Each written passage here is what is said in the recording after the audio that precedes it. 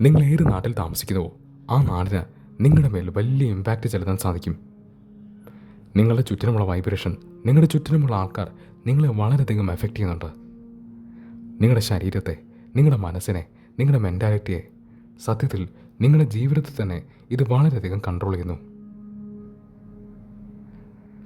നോക്കൂ, ലോകമെമ്പാടും ഒരു ചിന്തയുണ്ട്. ഒരു മനുഷ്യൻ്റെ ശരാശരി ആയുസ് 70 വയസ്സാണ് എന്നുള്ള ചിന്ത. ഇപ്പോൾ നിങ്ങളോട് ചോദിക്കുകയാണ്, ഒരു മനുഷ്യൻ്റെ ശരാശരി ആയുസ് എത്രയാണ് എന്ന്. നിങ്ങളും പറയുക ഏകദേശം 70 വയസ്സ് എന്ന് തന്നെയായിരിക്കും. ചിലപ്പോൾ അതിനേക്കാൾ 5 വർഷം മുൻപ് മരിച്ചു പോകുന്നു. ചില ആൾക്കാർ കുറച്ച് കൂടുതൽ ജീവിക്കുന്നു. പക്ഷേ എല്ലാവരുടെയും ശരാശരി ആയുസ് ഏകദേശം 70 വയസ്സ് തന്നെയാണ്. പക്ഷെ നിങ്ങൾക്കറിയാമോ, ഇത് വെറും മെൻറ്റാലിറ്റി മാത്രമാണ്. മനസ്സിലെ ചിന്തകൾ കൊണ്ട് മാത്രമാണ് ഒരാൾ അല്ലെങ്കിൽ ഒരു സമൂഹം 70 വയസ്സെന്ന ശരാശരി ആയുസിനെ ടച്ച് ചെയ്തിരിക്കുന്നത്. കുറച്ച് വർഷങ്ങൾക്ക് മുമ്പ് ലണ്ടനിൽ ഒരു എഴുത്തുകാരൻ ജീവിച്ചിരുന്നു. ലോക പ്രശസ്തനായ എഴുത്തുകാരൻ. അയാളുടെ മനസ്സിൽ ഒരു ചിന്ത വന്നു. അയാൾക്ക് 70ാമത്തെ വയസ്സിൽ മരിക്കണ്ട, അയാൾക്ക് 100 വയസ്സ് വരെ ജീവിക്കണം. അങ്ങനെ അയാൾ ഇംഗ്ലണ്ടിലെ പല ഗ്രാമങ്ങൾ സന്ദർശിക്കാൻ തുടങ്ങി. ഓരോ ഗ്രാമത്തിൽ ചെല്ലുമ്പോഴും അയാൾ അവിടുത്തെ സെമിത്തേരിയിൽ പോകുമായിരുന്നു. ഓരോ സെമിത്തേരിയിലും ഗ്രേവ് സ്റ്റോണുകൾ എന്താണ് പറയുന്നതെന്ന് അയാൾ വായിച്ചു നോക്കുമായിരുന്നു. ഒരാൾ മരിച്ചു കഴിഞ്ഞാൽ, അയാൾ അടക്കം ചെയ്തു കഴിഞ്ഞാൽ അതിന് മുകളിൽ വയ്ക്കുന്ന കല്ലാണ് ഗ്രേവ് സ്റ്റോൺ. അതിൽ ചിലതൊക്കെ എഴുതിയിട്ടുണ്ടാവും. മരിച്ച വ്യക്തിയുടെ പേര്, അയാളുടെ വയസ്സ്, അയാൾ ജീവിച്ചിരുന്ന കാലഘട്ടം, ചിലപ്പോൾ അയാൾ ചെയ്തിട്ടുള്ള സംഭാവനകൾ, അല്ലെങ്കിൽ ആ വ്യക്തിയെക്കുറിച്ച് എന്തെങ്കിലും ഒരു വരി.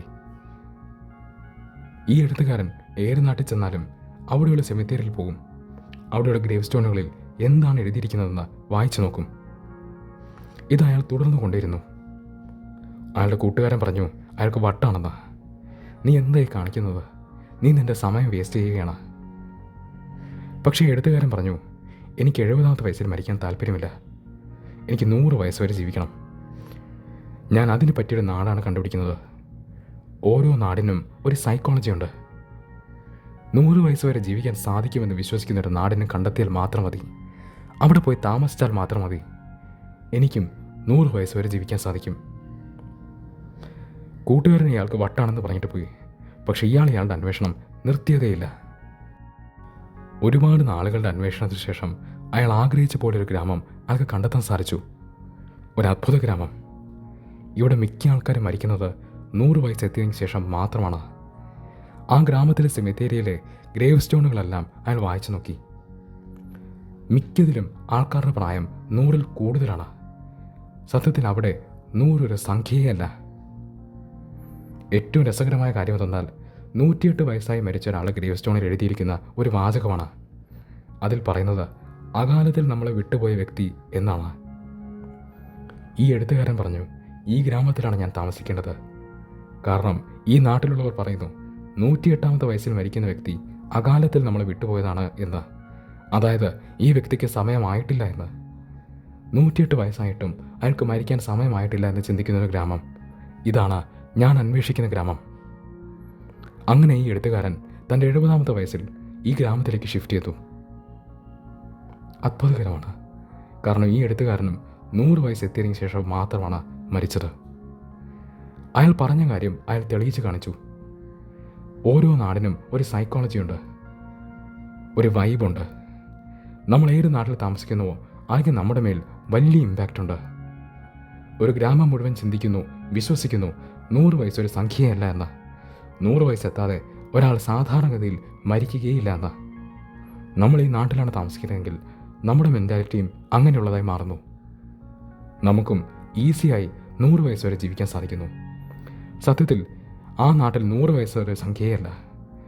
മിക്ക ആൾക്കാരും 100 വയസ്സ് വരെ ജീവിക്കാറുണ്ട്. 100ന് ശേഷം എത്ര പോകുന്നു എന്നുള്ളതാണ്. 108, 110, 115. ഒരുപാട് ആൾക്കാർ അത്രയൊക്കെ പ്രായത്തിലെത്തിയതിനു ശേഷമാണ് മരിക്കുന്നത്. നിങ്ങൾ ആരെങ്കിലും കൗക്കാസസ് എന്ന നാടിനെ കുറിച്ച് കേട്ടിട്ടുണ്ടോ? തീർച്ചയായിട്ടും ഇതിനെക്കുറിച്ച് അന്വേഷിച്ച് നോക്കൂ. ഇവിടെയും ആവറേജ് ഏജ് വളരെ കൂടുതലാണ്. ഈ നാട് ഇംഗ്ലണ്ടിലല്ല. ഭാരതത്തിൽ മറ്റൊരു നാടുണ്ട്.